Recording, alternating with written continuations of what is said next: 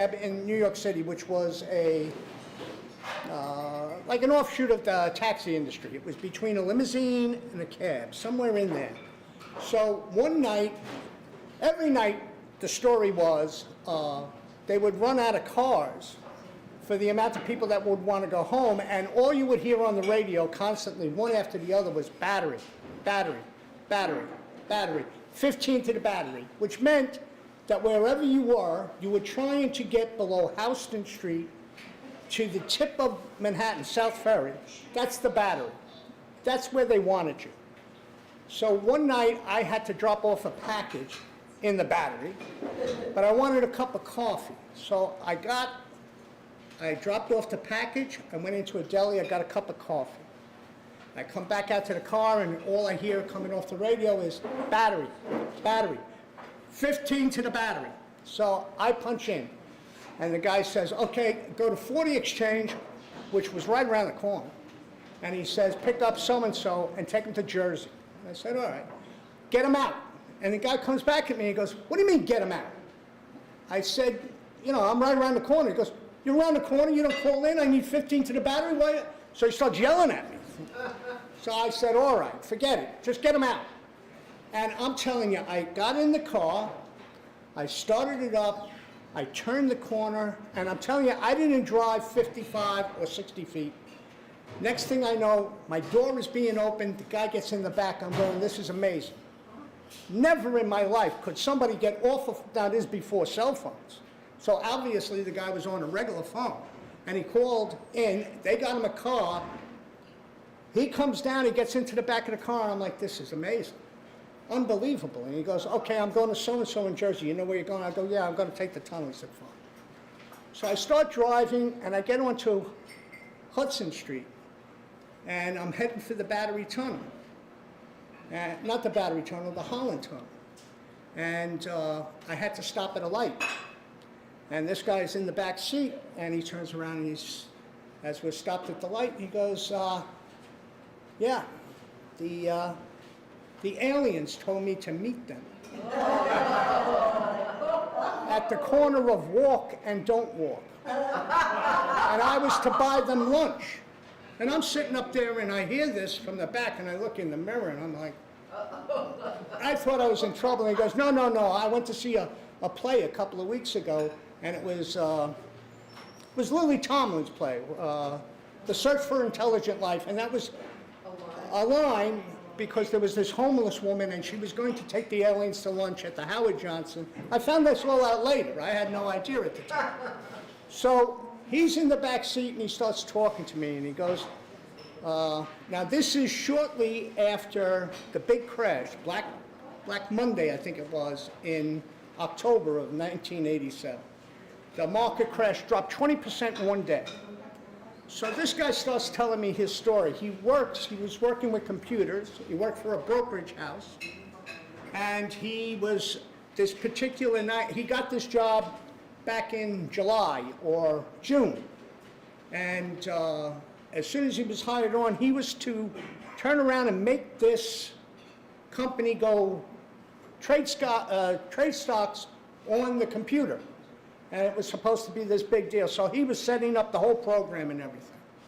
And after the first month, you know, they saw what he was doing and the bosses called him into the office and goes, you know, we've been in this business 20 or 30 years. We never made as much money as you made us last month. And he goes, well, it wasn't me. You just told me what you wanted and I told the computer and the computer, never mind, it was the most money we ever made. Now, when the market crashed, they were like, what the hell did you do? Okay? So this guy was in real trouble. He goes, no, no, no, no. I only told you, I only did what you told me to do. I told the computer, well, we can't have that. So he starts telling me all of these stories from his life. And when he first got out of college, he started working at a bank. And at the bank, he was doing the same thing, setting up the computers. And the president of the bank called him down one day, and he's on the phone. And he says, come in and sit down. And he's talking on the phone. And after a while, he's just standing there listening to the bank manager on the phone. And the bank manager hangs up the phone. He goes, you know, you're doing a good job, but I want you to know one thing. there's no such thing as gravity. The earth sucks.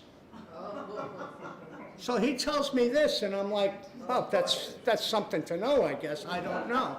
So I'm driving him down to Jersey. He starts telling all of these stories about how he's now at the brokerage house, and he realizes, you know, people that work there are coming up to him and going, well, can the computer do this? Yeah, I can make the computer do that. And can the computer do that? Oh, yeah, I can make the computer do that. And what about this? And what about that? And what about the other thing? And at one point, one guy is there talking to him, asking him all these questions. He goes, well, if the computer can do all that, what do they need me for? And he goes, yeah, that's right. Nobody talked to him ever again. That was it. His job was just to get the computers. So when the market exploded, they brought him down and said, you know, we can't have this. This is out of the question. So they had him doing trials then. And one of the trials he was doing was that particular night was one computer in Hong Kong was trading stocks with another computer in London. And then the computer in London is trading with another country, and this, and Tokyo, and Rome, and Geneva, and whatever. And he's going, and he's setting it all up, and all he had to do was push one button. And when he pushed that button, this whole thing was supposed to go into order. So he starts, that's what he tells me at the time, and then he starts on another story. He goes, you know, a couple of weeks ago after this crash, my wife and I, we went out to somebody's house for a party. And after the party, my wife said to me, you know, we're getting in the car to drive home, and she said, you know, what'd you think of the party? And I sat there and I was just driving and looking out the window. And a couple of seconds went by, and my wife was just, well, what did you think of the party? And I didn't know what to say. And I had my hands on the wheel, and I go, well, what do you mean? Do you mean the people? Or do you mean the house? Or you mean the food? Or what do you mean? And my wife just turned around and said, just forget it. So that's when this guy realized that he had real trouble. And when he pushed that button that night, and everything went through, all the screens went black.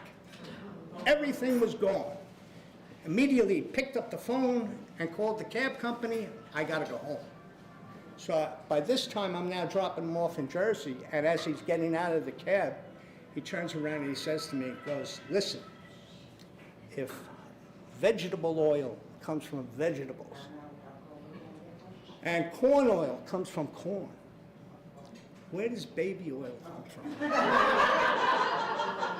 And that's the moment I realized, 1987, the future was going to be big trouble. And that's where we are now. Thank you very much.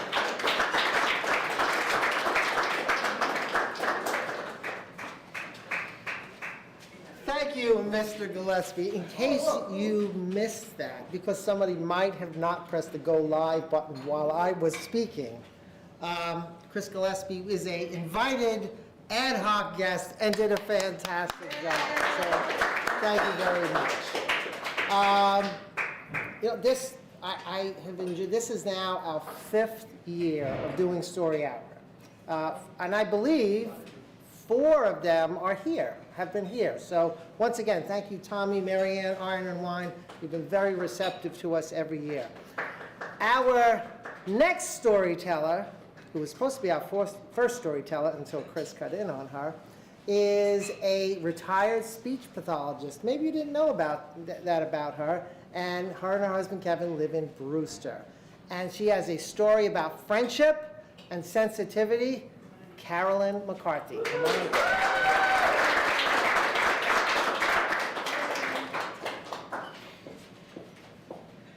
Okay. Can you hear me? Yeah. Okay. This is a story about my friend Bob, or more precisely, that moment when I realized just how wise my friend Bob is. Now I have to give a little disclaimer. Bob Dumont is our friend, but he is every bit as charming and funny as the Bob in my story, but he is not the Bob in my story, okay? Disclaimer warranted. So if Yes, it well- wasn't involved, I didn't do it. But next year, maybe I'll have a story about Bob. I may spend this year observing Bob, and maybe next year, the story will be about Bob. So, well, anyway, my friend Bob is a very charismatic person. He's the kind of person that his personality just draws people to him. I'm sure you know people like that. He's charming, he's funny, not near to as funny as he thinks he is, I'll tell you, because he tells terrible jokes, very bad puns, very bad jokes, but people still like him, so that tells you he is charismatic anyway, right? So, this story happened a long time ago, way back in I think 1990, which honestly seems like yesterday to me, but it was a long time ago. Bob was in a production of Fiddler on the Roof. He's a very talented performer. And Kevin and I, of course, wanted to go see the show. The only thing is that we could only go to the very last date of the performance. And unfortunately, Kevin, for some reason, had to leave right after the show, which meant that I had no way to get home. Well, Bob very graciously offered to drive me home after the show, but as it was their last performance, they were having their cast party after the performance. So he said, you know, if I would be his guest at the cast party, he would be very happy to take me home afterwards. Well, if you know me, or if you're like me, the very idea of going to a party where you don't know anybody is not my idea of fun. It's awkward at best. But I gritted my teeth, and I smiled, and I said, oh yes, of course, I'd be happy to. So, and truthfully, I did appreciate the offer because I wanted to see the show, and I couldn't go if I didn't have a way to get home. So Kevin and I went to the show, and it was actually a wonderful show. They did a beautiful job, and it's a very moving story, as I'm sure you know. So, you know, we went, and I went to the cast party with Bob afterwards, and you know what? There seemed to be very nice people. The party was a lot of fun until someone started telling anti-Semitic jokes. Well, I was just floored because I thought, how in God's name could you do such a beautiful job with this very moving show and come here and tell these jokes? How could that be? Well, I sat there and, you know, then the war started in my head. And I'm sure you've had similar wars in your heads. Like, well, I have to say something. I can't just sit here and not say anything. If I sit here in silence, it means that I think this is all okay. And you know, I don't think this is all okay. But then, you know, different parts of my brain went to war with that. They said, well, I don't know these people. They don't know me. What could I possibly say that could make any difference to them? The only thing that's going to happen is they're going to be angry at Bob for bringing me here. I don't even belong here. And then the other part of my brain jumps up and says, yeah, fine, okay. Well, then you go and have lunch with your friends on Monday who happen to be Jewish and know that you sat here in silence. And I was like, well, no, of course I'm not going to do that. I'm going to say something. Well, you know how it is when you don't quite have the courage of your convictions, but you really want to say something. And I thought, oh, no, I really have to say something. But what am I going to say? And this is the face that I had at the party. It's like, and I looked up and I caught Bob's eye. And I don't know if he saw the struggle in my face. I mean, I don't know how you could miss it. But actually, I never asked him, did he? And he came over and he sat on the arm of the chair where I was sitting. And remember, these people loved him, so anything he said was going to be fine. So he said, you know, I'm listening to you guys. And it's funny, the kinds of, you know, stereotypes, the jokes you're telling. It reminded me of something that happened to me a long time ago. I was a kid in Brooklyn, and I had a paper route. And I was kind of new to the paper route, and it was maybe a few days before Christmas, maybe like 2 or 3 days before Christmas Eve. everybody's house was decorated beautifully. But it was a time in Brooklyn when people lived, and maybe they still do, lived in groups, like in neighborhoods. 2 blocks this way, everybody was Italian. 2 blocks down that way, everybody was Irish. Couple of blocks down this way, everybody was Jewish. So here I go, pretty new on my paper route, don't really know my customers. Everything is holiday, festive, beautiful, and I go to collect for the paper money. Well, I said, not that people were mean or anything when I went to collect, but they weren't exactly like happy, holly, jolly either. Now, it could be they spent a lot of money on Christmas, they want to reach in their pockets and have to pay out one more thing. Or it could just be that they were tired and, you know, this is just one more thing that they had to do. So he said they weren't mean or anything, they just did what they had to do. And so then I had to go down the couple of blocks this way to my Jewish area. And you know what? Their houses weren't decorated. But to a person, every customer gave me a little something. They gave me a little piece of fruit. They gave me some candy. They gave me some extra money. And you know what? As a kid, of course, I appreciated the candy, the fruit, the money. But even as a kid, I recognized that there was something more going on here. There was a generosity of spirit. This isn't their holiday. This is not something that they believe in. But every one of them wished me joy in my celebration of my holiday. It's not just the tangible generosity, but even as a kid, it touched my heart, that generosity of spirit. So when I hear strange stereotypes about these people, I think to myself, how in God's name do things like that ever get started? And then Bob poked me and said, come on, I'll get you a drink. And I looked around the room and there were, you know, a couple of like embarrassed smiles and nods, and I can guarantee there were no more anti-Semitic jokes told that night. But as I followed Bob to get the drink, I thought to myself, wow, I was sitting there, I was angry, and all I could think of, like, what am I gonna say? How am I gonna put these people in their place? I mean, I'm gonna let them know that they are wrong for what they're doing. But Bob didn't do that. Bob took a truth that he had in his heart, a very simple, beautiful, shining truth, and he held it out to them to let it touch them, if they would let it. And that's all he did. And I watched him with awe, and I thought to myself, wow, that's how you do it. That's how you change the world.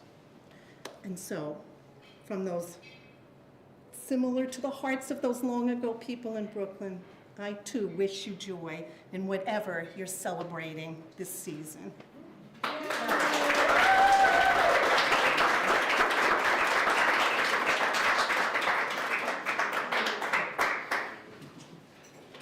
Thank you, Carolyn.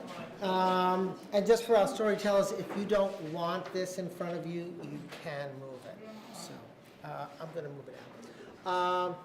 Yes, it is a great season. There are so many good things to do. There are so many people that need help. So if you're looking for something to do, just, you know, take a look in the local newspaper, on social media. There are so many groups just in this area that really could use your help. And speaking of that, I will give a nod to our many volunteers this year that have come out, and some of them are in this room. And so I thank you. For example, her very first stage managing gig, Karen Tunney in the audience. We tried to get her to tell a story, and she is a woman of many stories too, but she wouldn't do it. Caitlin in the corner over there has been very helpful with Nice and Sound. And I know I'm leaving out a lot of people, but volunteers is what our organization is all about. So if you want to volunteer, we are certainly an organization that will use you. We will teach you things. You will learn new things, do whatever you want to do. You can build, you can paint, you can help promote, you can learn light, sound, so whatever your desire is. Please, come on and help us. We have other people in this room. John back there, thank you, one of our chief builders. Builders are hard to come by, so thank you for pointing that out. Okay, next up is, and I'm sorry I got his description late, but Carolyn's story was called Epiphany, and it was rightfully named. And next up is Stephen Rowe, same day home delivery. I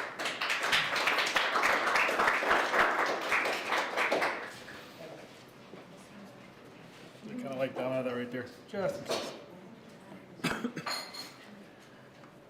like to tell you about the most generic, underwhelming ornament on my Christmas tree. It's a little beat up and it's probably seen much better days, but despite its withered state, it's still one of the most meaningful ornaments to me.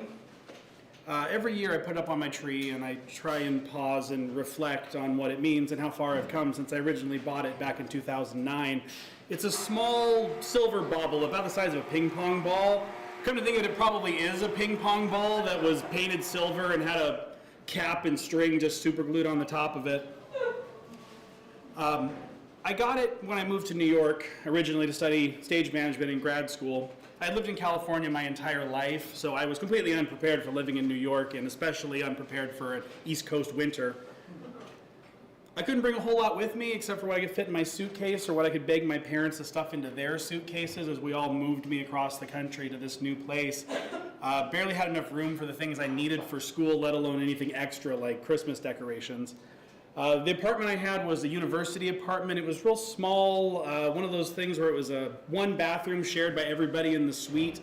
Even within my small little room, I had to share it with someone else. But as the seasons changed and things got colder and I found myself reaching for the good coat at the back of the closet, I wanted to decorate for Christmas. Now, unfortunately, I had a student budget, so I had to go to the local Duane Reade to see what they had. One thing I got, and I still actually have it, is this plaster Santa. It says on the front, "Rockin' round the Christmas tree," and Santa's holding a tiny little Christmas tree. It's kind of silly. But over the years and after a couple of moves, the little Christmas tree broke off, so now it makes even less sense than it did before. It's just Santa open palm staring at nothing. But I did eventually get a tree, small little tree, and I couldn't really afford a lot of ornaments, so I got one of those big bulk multi-packs where it's a bunch of just generic ornaments. And over the years, we did kind of lose track of them. They fall, they break, they get stepped on. I actually had a cat fight end in the Christmas tree and brought the whole thing down.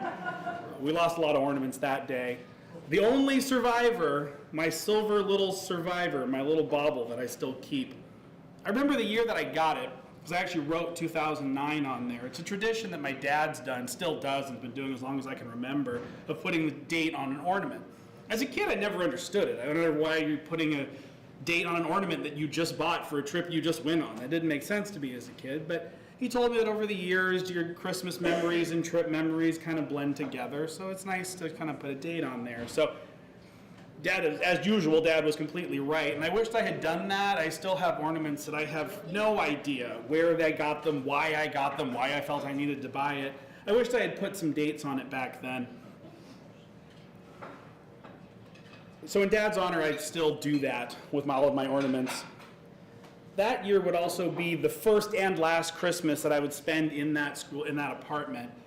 Coming from California, I didn't know what to expect. So when it started to get cold and the radiator turned on. Now, I know for a lot of you, you probably know what radiators are. I'm from California where Christmas is one rainy week in December. So I am completely unfamiliar with it. So if you think about it, if you don't know what a radiator is, when this giant hunk of metal starts banging and clanging and then gets really hot like it's broken, you think something's wrong. I noticed a little hiss coming out the side of it with steam. And I thought, okay, it's probably supposed to do that. But over the course of fall, that steam got a little bit more. I noticed when I had the window down, it would actually kind of fog up and steam the windows. Now that didn't seem right, but I don't know what I'm talking about. So I called the superintendent of the building. He should know. So, okay, there's some steam coming out of there. I'm not sure if that's right. No, it's supposed to do that. He said, he hung up. Okay. I would later find out it was some kind of valve sealant issue. That was actually an abnormal amount of steam coming out of there, but I trusted him. I didn't know any better. So I shut all the windows, locked the door, and took a flight to California and left the apartment for 3 weeks, unbeknownst to me, turning it into a steamy, hot ecosystem for mold. I come back to an almost comical amount of mold. It looks like someone had cans of green paint and just got really angry shaking it around.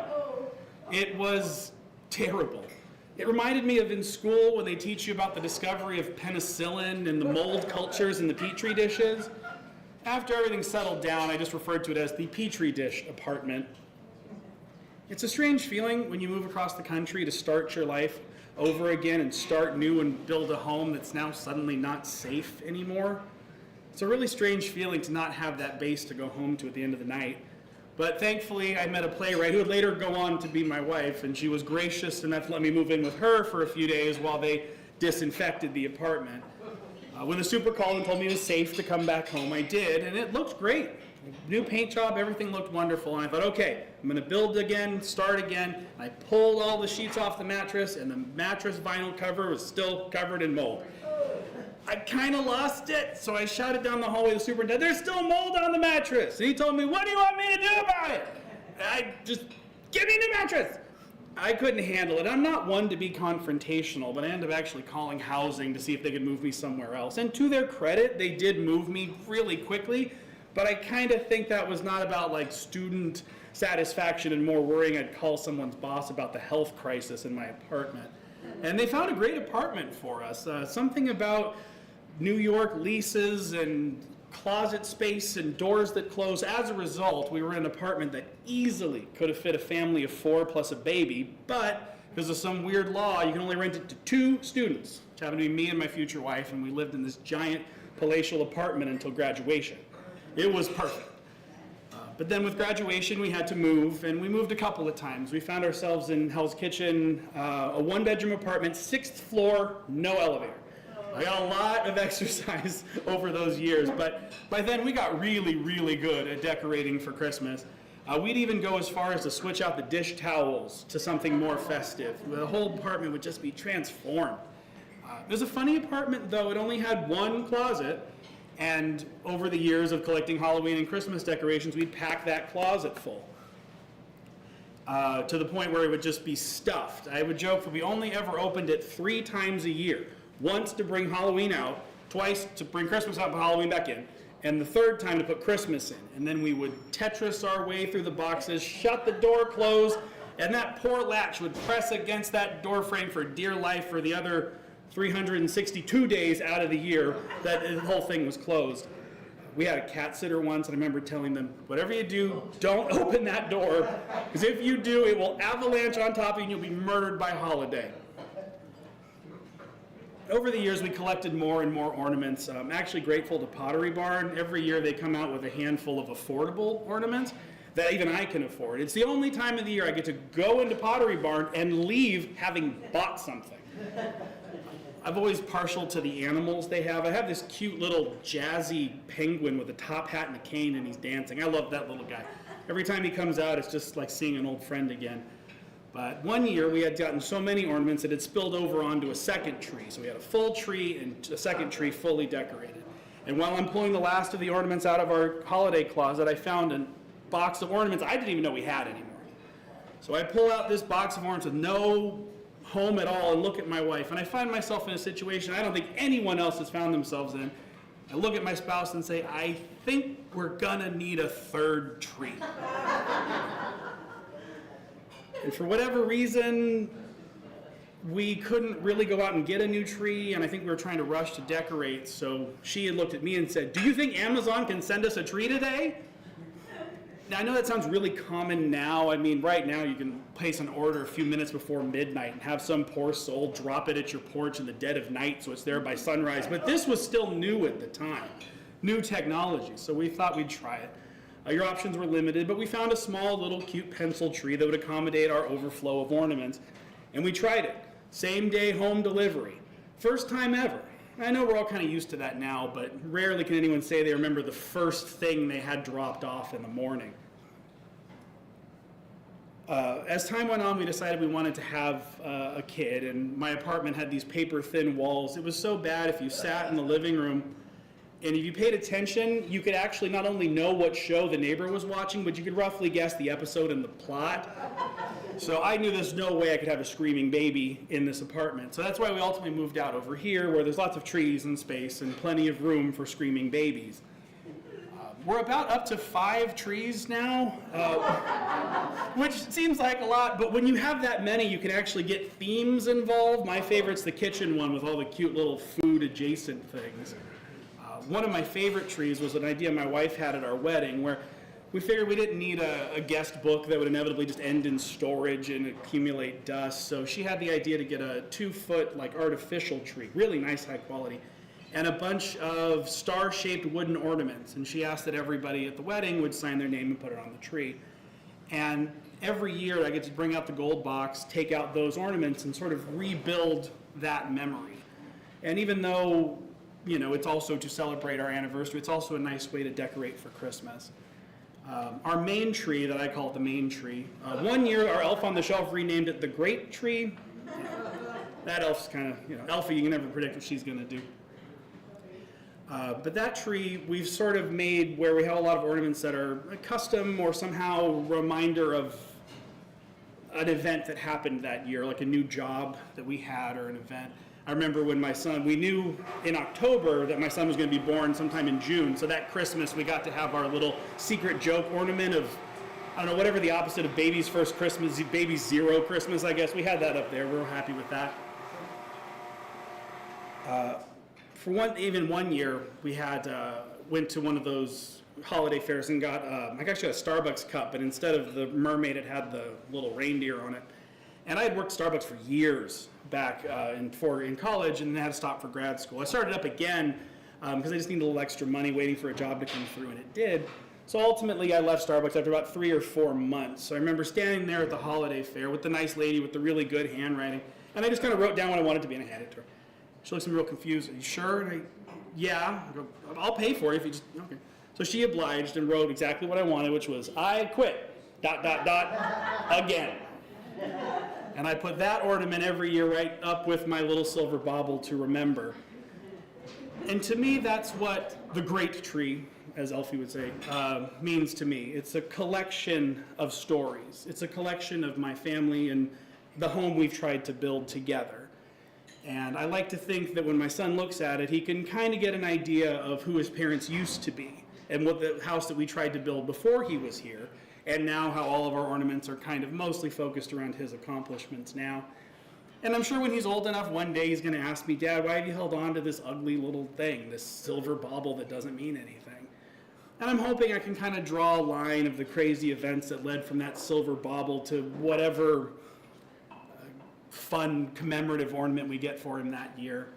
And I hope that while I'm telling him that story, he can help me build our tree and build our family, build our story, and where he fits into that story, right in our living room in the house that we're all getting to build together. Thank you.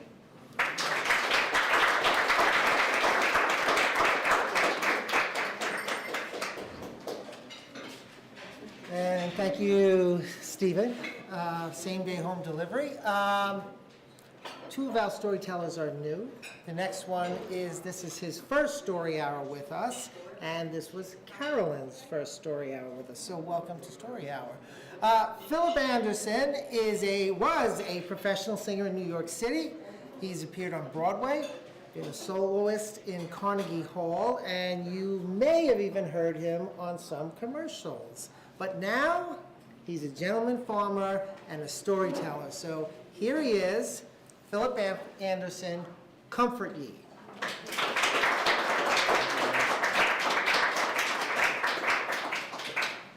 I had a wonderful choir director and music teacher when I was in high school.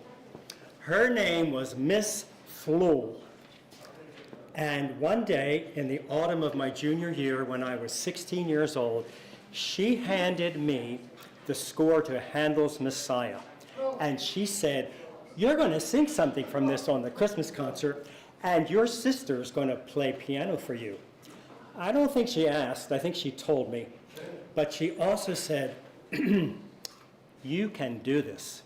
You can sing this. So Messiah is an oratorio by George Frederick Handel, written in 1741. It has been popular ever since. An oratorio is a large-scale classical music composition for orchestra, chorus, and vocal soloist. Now, excuse me, Messiah is very popular, especially in December. In the classical music world, you can hear Messiah almost every night of the week in New York City. So orchestras perform it, and choruses, and church choirs. Excuse me. It begins with an overture for the orchestra. And then, oh, I forgot to say something. If you're thinking that you haven't heard Messiah, you have heard one thing from it, and that is the Hallelujah Chorus. I'm sure everyone's heard that. And there's a good story about the Hallelujah Chorus. If you go to a performance, when they get to the Hallelujah Chorus, everyone stands up. It's become a tradition. And the story behind that is, supposedly this started in 1743 when King George II of England attended a performance of Messiah in London, and when they got to the Hallelujah Chorus, he was so moved that he stood up. And when the king stands up, everyone else has to stand up. So supposedly that's true. And my feeling is, if it is true that he stood up, it's probably because he was so tired of sitting for 2 hours that he got up to stretch his legs. So Messiah begins with an overture. The first voice you hear is the tenor. And the first words you hear are, "Comfort ye. Comfort ye, my people," which is to say, don't be afraid, don't worry, be comforted, everything's going to be okay. So the tenor has a recitative and an aria. A recitative is sung, but it's more speech-like, it's more declamatory than an aria. An aria is a beautiful melody, and in Handel's time, it's a beautiful melody with the same words repeated over and over and over. But the recitative tells the story, and it moves the drama forward. So the recitative is "Comfort ye." The aria is "Every valley shall be exalted," and this is what Miss Fluel said I was going to sing. I took the score home, showed it to my mother and my sister. My sister Gail was a senior in high school, and she played piano very well. And I asked, "Can you play this?" She said, "I'll try." And she learned it. And it's not easy to play, especially the aria. The reason I learned my part is because my mother made me.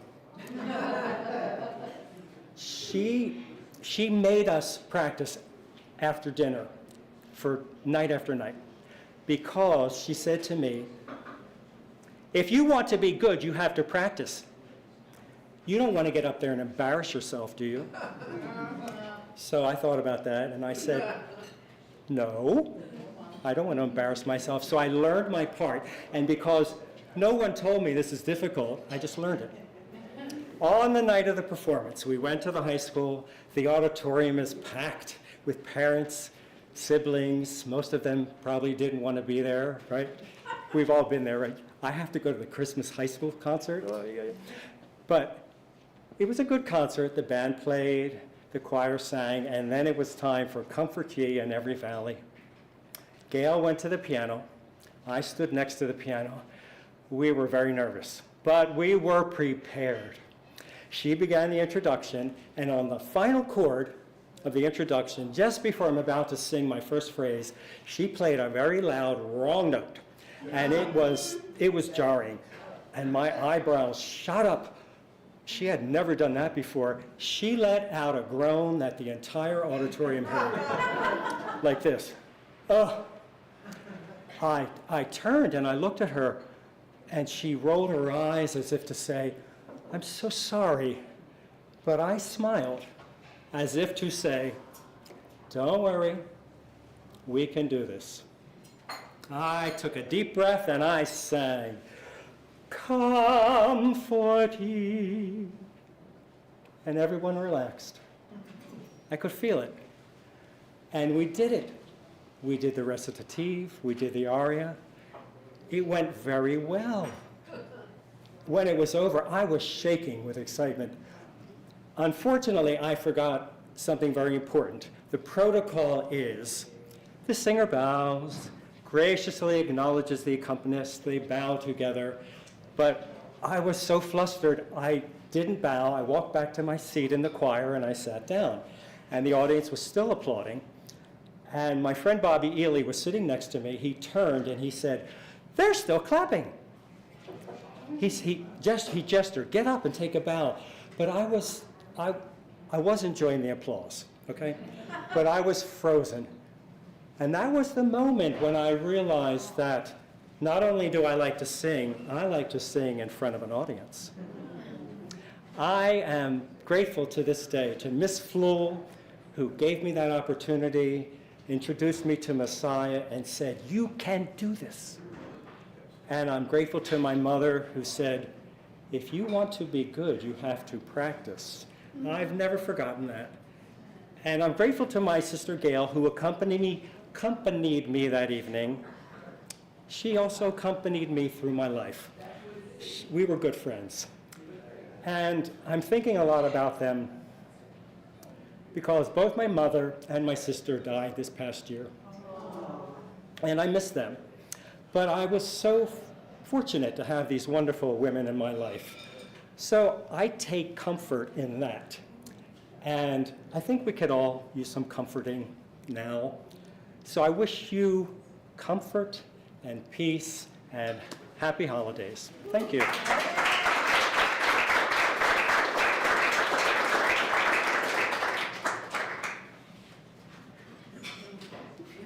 Hello.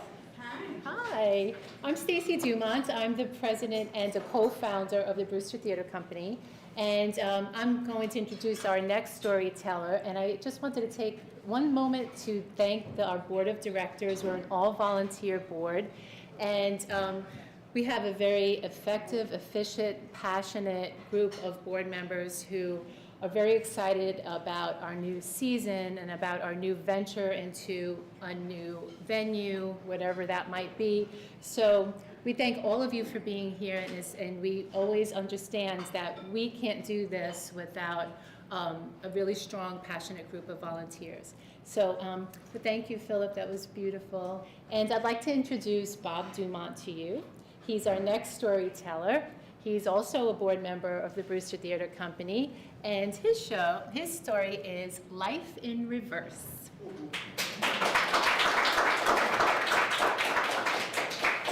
And before I start that, I will say I had the pleasure of singing with Philip on stage last year. And yes, and every time he sang and then I sang, I went, "Ugh, I better go home and practice." Everybody sang, I cried the whole time. It was terrific. Well, thank you.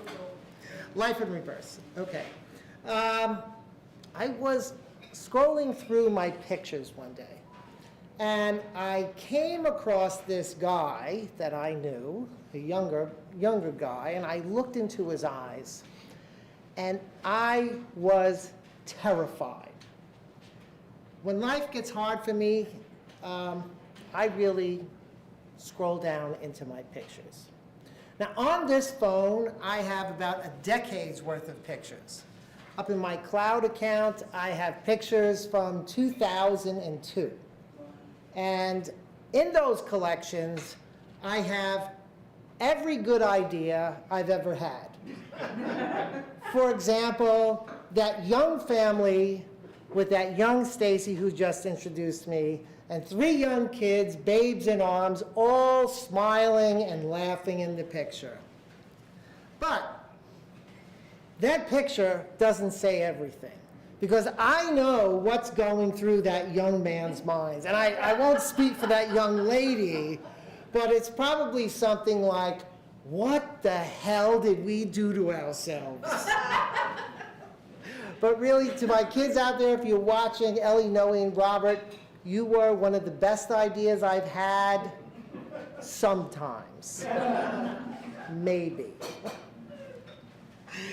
There's, of course, in those collections, there are Christmas pictures, there are Christmases with plastic toys all over the floor, and hindsight being what it is, I now know that all those toys are somewhere out in the Pacific Ocean, swirling around, making some toxic plastic island. And through that sea of toys, I see my young son, Robert, who was just a little guy, and he is waddling through that sea with my present. And in his hand, he has his best hand-drawn, crayon-crafted Christmas card. And he comes over and he gives it to me, and of course I hug him, and I look out on this sea of toys that Stacy and I probably had to work an extra month to pay for. And then I look at this card in my hand, and I have to say, thank you. And so I look at him, this young man, and I say, thank you. I even give him a little tear coming from my eyes, as only an actor, or maybe a dad who can act can really do. But kids, they will make you do everything. It's just everything and everything. And so, what came from that really is, we are a family of hand-drawn stick figure cards. And stick figure cards never get thrown away. They are everywhere in our house. So, if you're looking for something, you're always coming up with that stick figure card. And I've kept, I would say we've got to have most of those cards somewhere in the house, right? And I would say since none of those toys have really left this earth, I know I still have that card somewhere, that Christmas card, and I'm holding on to it, and in each one of them I write a little note. Just so one day when there's one marble left in my head and they're going through all these drawers and they see these cards, they're going to pull something out.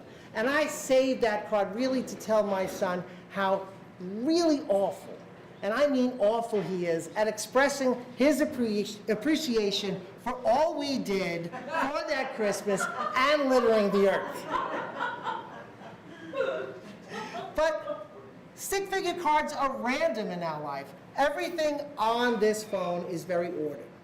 I can look through this phone, I can pull up people's faces, I can pull up places. They're all very meaningful to me.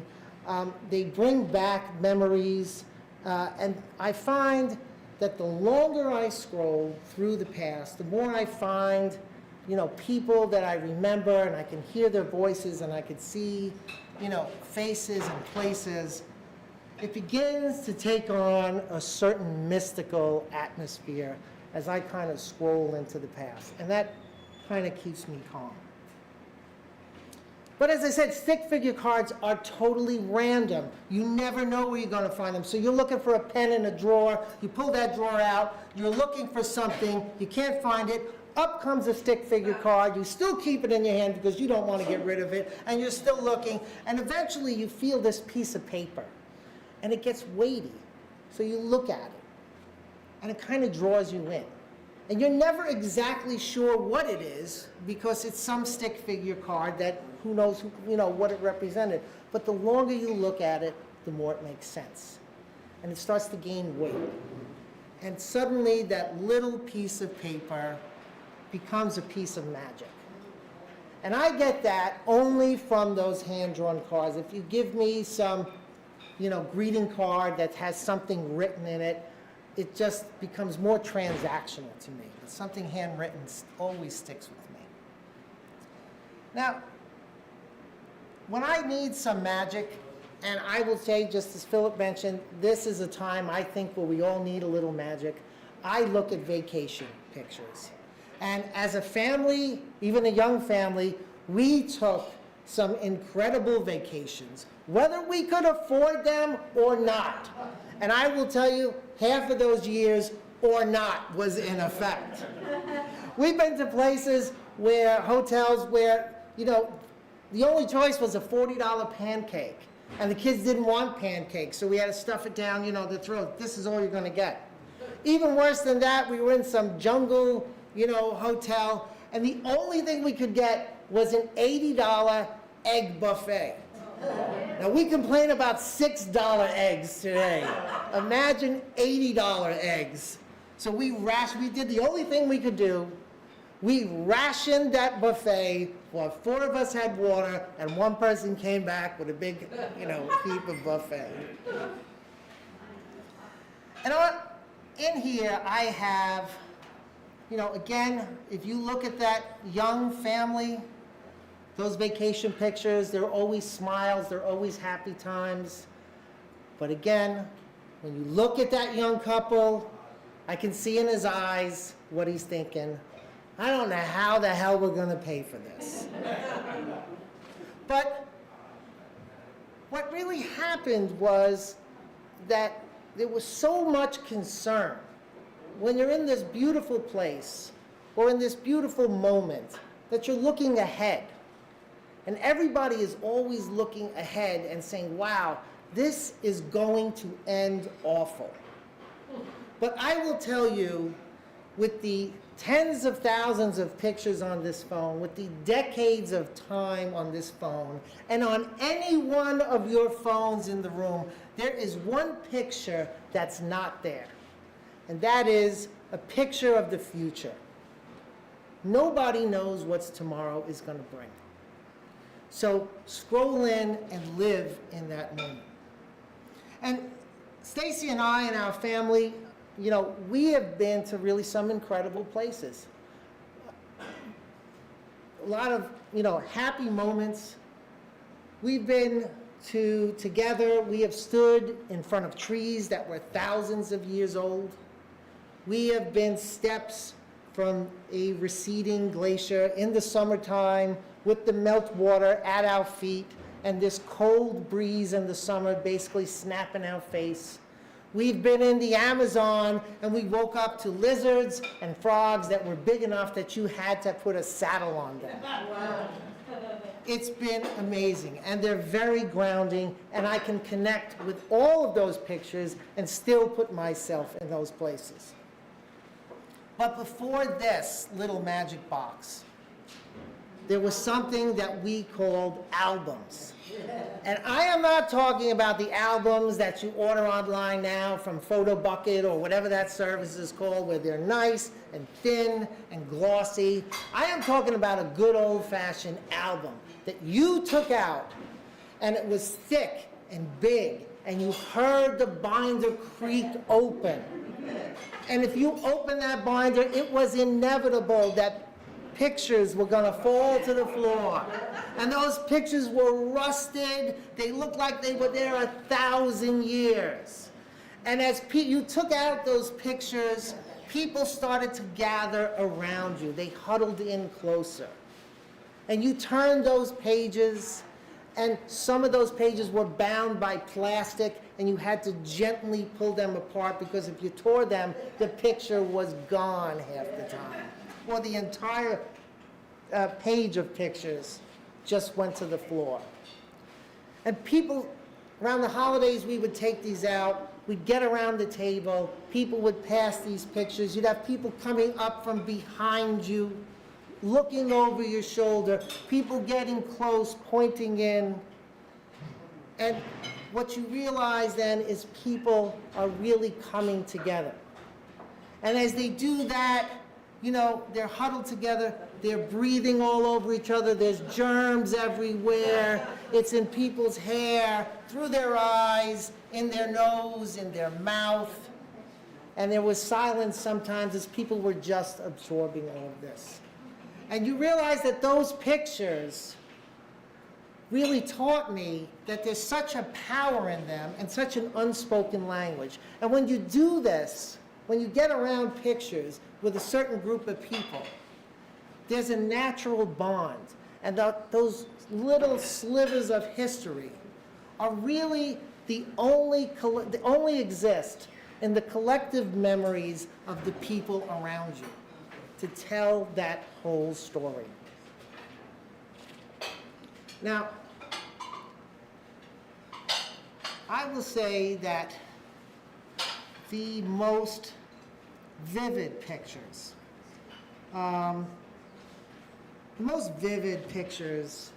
are really in my head. And in between turning those pages, in between looking at pictures on the phone, I can fill in the gaps, as many of you probably can. So you see your young son or your friend, and I can see walks to the bus stop, I can see days in the garden, I can see just days on the stage. Your mind has the most vivid reflection of everything. And you can also live with pictures that you just would rather forget. They're all in there. And as I look back at pictures, whether they're under my thumb or in some album, there is this young guy. And I have a lot of pictures of this young guy and this young family. And if I could just go back to him, and that young guy, really, when I look at him, I knew everything about him. I knew where he was going. I knew what he loved. I knew what he liked. I knew where he wanted to be. But if somehow I could pull him forward and put him right here and right next to me, I would look at him, and I would hardly know who that person was. And if I could go back and talk to him for maybe just one moment, I would just try to stand in front of him, just to slow him down, because he was a young guy, I was a young guy who was always going somewhere fast and in a hurry. There was a great idea in my head. There was some job I had to get to, and I would just want to slow him down and look him in the eye. And he was a young man that believed in ghosts, so I know he would have seen me in front of him. And he believed that, black clouds were tethered to him like a line on a kite. And if that a wind blew out of nowhere, it was the winds of change coming. He was that kind of guy.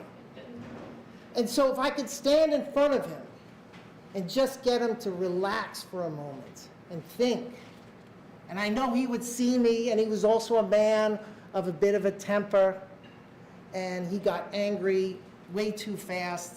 And if I didn't get out of his way, this old ghost, I know he would grab me by the collar and say, "What do you want from me, you old ghost?" And I would look at him, and I would laugh, and I would disappear. Because if I had told him anything, if I told him to go left instead of right, if I gave him a word of advice, that young man would not be here today, and not who he is. And I kind of like the skin that I'm in right now. When things get hard, as they do, as I said, I turn to pictures, I look at some old fond memories, and I remember all that goodness of yesterday, and I bring it forward to the promise of today. But even with all of that, you can look at some of these pictures, and you could just find one that is the exact moment that you can pinpoint, that something happened to you that changed the course. It could be years or decade of success, or years or decade of consequences. And what I've learned to live with is that that particular picture is bound by the time it was taken in, with the circumstances that made that picture all around it, and then surrounded again by the environment of those circumstances. And so I've learned to be a little less hard on myself when I see some of those moments. But sometimes I still go back and I see some old friends that aren't here. I could see my dad. I could see Stacy's dad, Grandpa Sal, who was one of my best friends. They're not here. But there are people who are here. And I find them too. And I find many of you who I've been on stage with, and I've been building things. I find my kids, I find my wife, and I find a lot of good memories out there. Because I've surrounded myself, I believe, with a lot of good people. And I thank you all for that. I am turning 60 next month. Where did it go? And when I look back at these decades of pictures, these tens of thousands of pictures, the one thing I think of is, where did it all go? I really thought I had more time to do whatever I wanted. But in reality, it was really nothing at all. So sometimes when I'm scrolling back and I'm looking at a picture, I feel like I need something real. And I want to hold on to a piece of my history, something that I know got me here and made me just feel the moment. And I can tell you that in every drawer, in every closet of my house is a stack of papers. And as I go through them, I find a stick figure card. And it's real, and it's good, and it reminds me that everything that I'm doing today is the best I can do. So carpe diem, everybody. And thank you for listening.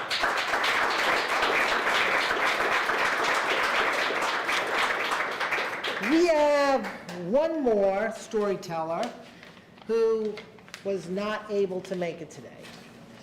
Christopher Gladysz has been the artistic director of Brewster Theater for a very long time.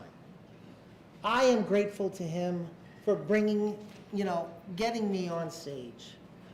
I am grateful to him, and I know so many are, for just bringing an incredible ethos, friendship, loving circle of theater to all of us. And he is struggling right now. So I am sending him out our best. I know everyone here is. And he was supposed to be here. It was just 6 months ago. He was doing noises off, bending over on stage, making us laugh. And life turns quick for all of us. And we have to enjoy these moments. So to read his story to us is Stacy Dumont.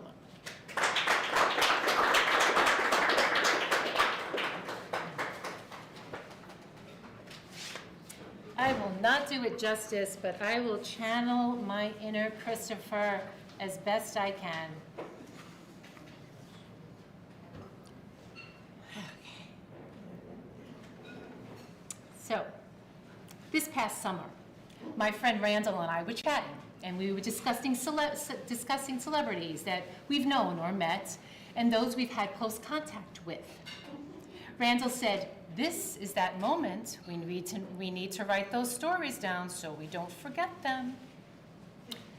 Celebrities can pop in and out of our lives, whether it's Christmas Eve or any other time of the year. And when I see a celebrity on the street, I must smile and nod in acknowledgement, but don't engage. Like the time I've encountered more celebrities and have more stories about my time living in New York City. So, like the time I saw Debbie Reynolds standing in front of a hotel, waiting on the street, and I wanted to say, "Debbie, you and Elizabeth Taylor are legends. And Eddie Fisher was a mere footnote. What were you thinking?" But I just smiled and nodded and got a beautiful smile in return from Miss Reynolds.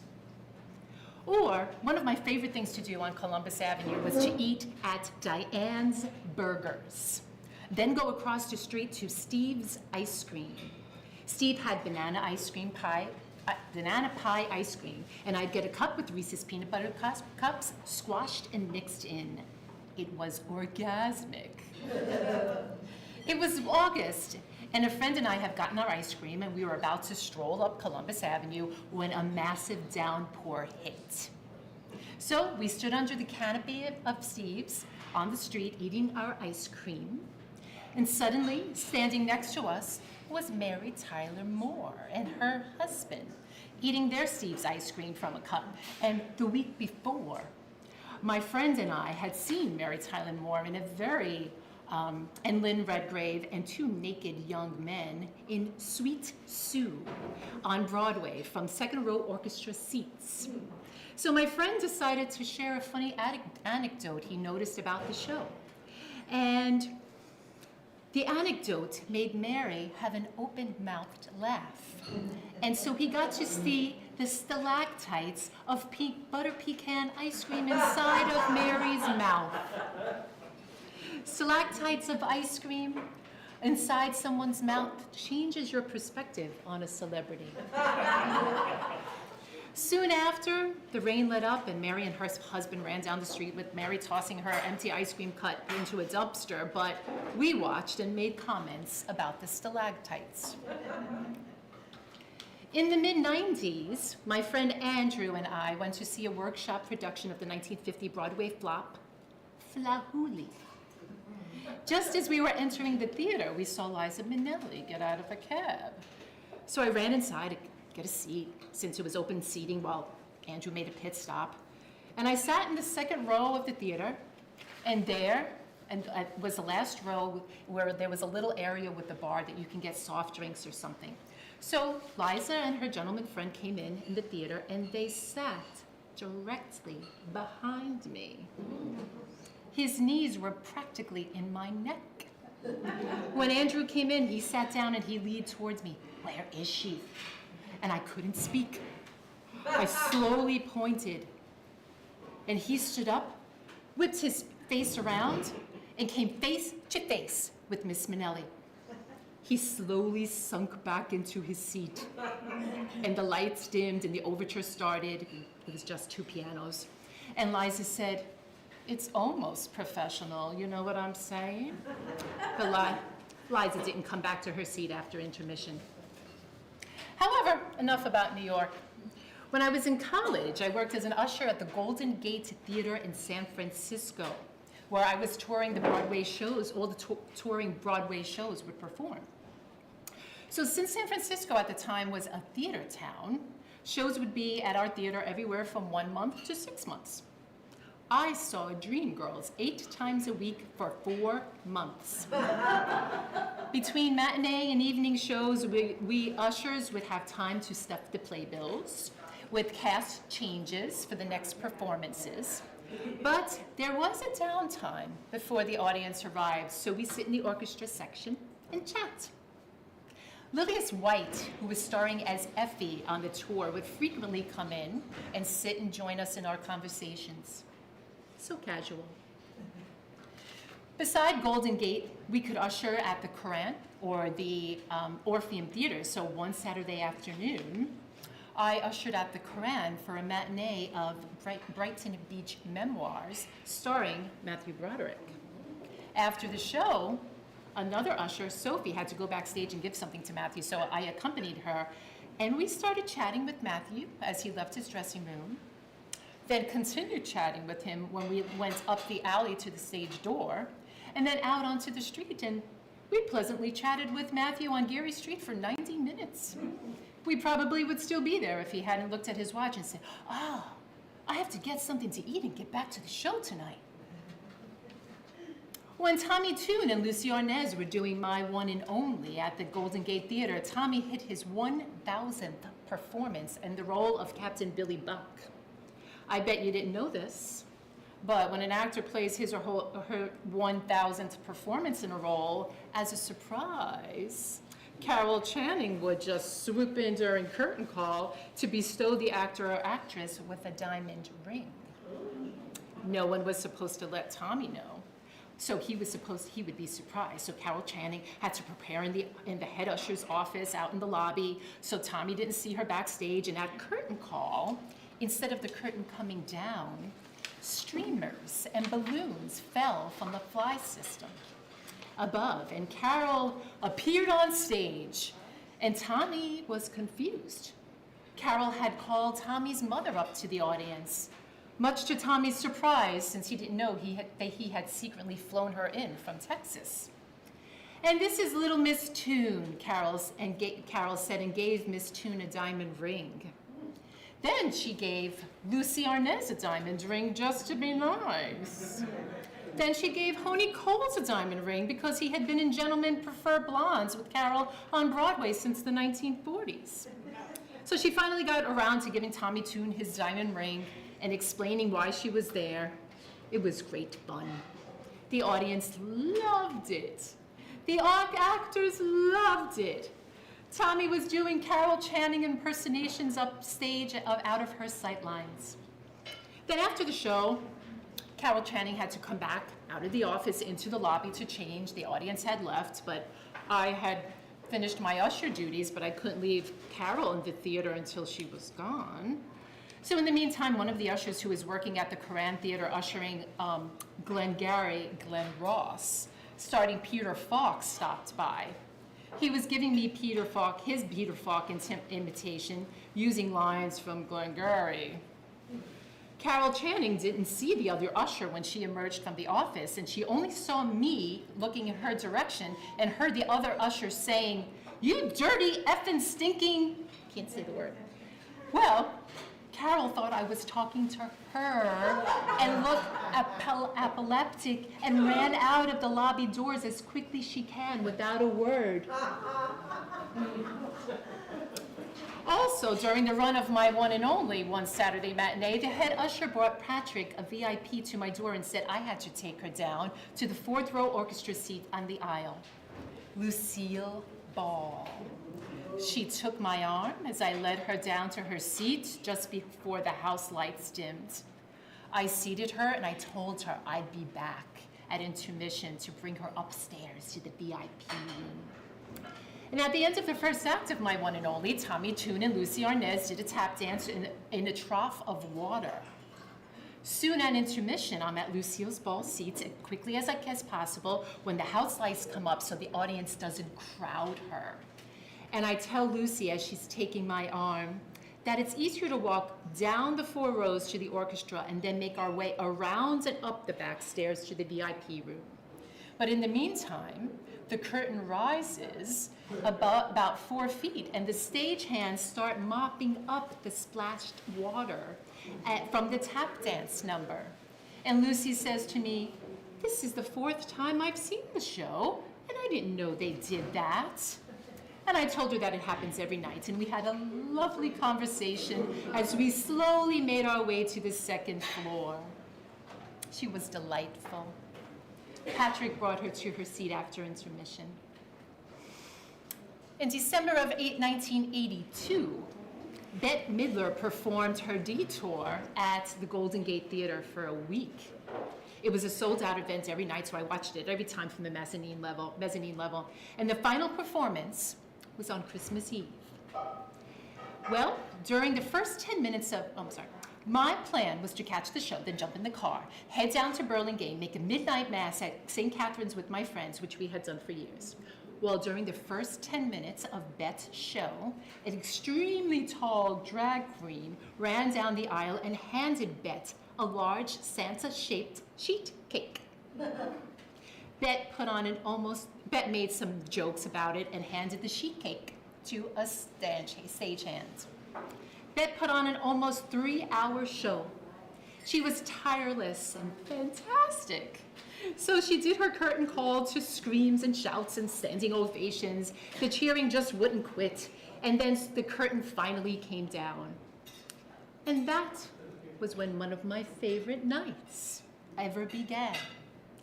Bette came out through the center of the main curtain, sat at the edge of the stage without a microphone, and proceeded to sing Christmas carols with the audience for the next 30 minutes, while she passed out pieces of the Santa sheet cake to anyone who wanted some. Bette had just done a 3-hour show. She could have gone back to her hotel room, but instead, she had the energy to be a regular person and sing with the mic and still regale us with a joke or two. Needless to say, I didn't make it back to St. Catherine's that night. But it was that moment when I realized I wished Bette Midler would sing to me every Christmas Eve. Thank you, Christopher.